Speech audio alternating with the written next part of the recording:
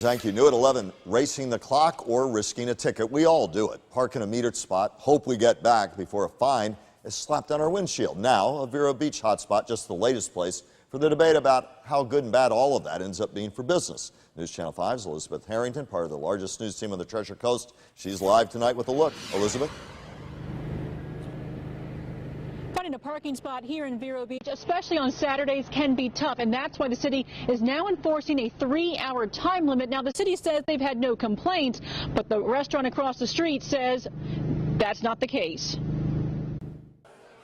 Waldo's restaurant has been here for decades, and they've always had a parking problem. Your bigger issue would be if you didn't have a parking issue. But there's a new problem. 3 weeks ago, Vero Beach began enforcing a 3-hour time limit on parking spots from 8 in the morning to 6 at night.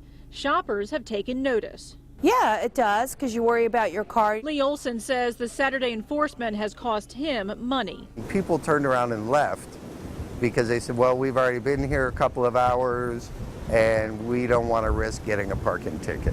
But the Vero Beach city manager says the majority of businesses here support it, and 3 hours is plenty of time to have fun on Ocean Drive, even if you have to wait at a restaurant.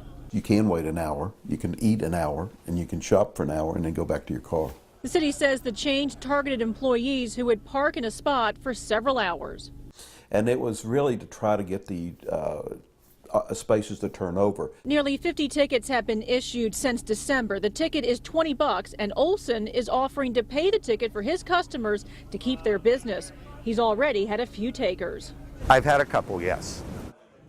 The city manager says they do not make a profit off these parking tickets. Last year it added up to about $40,000, but O'Connor says that doesn't even pay for enforcement.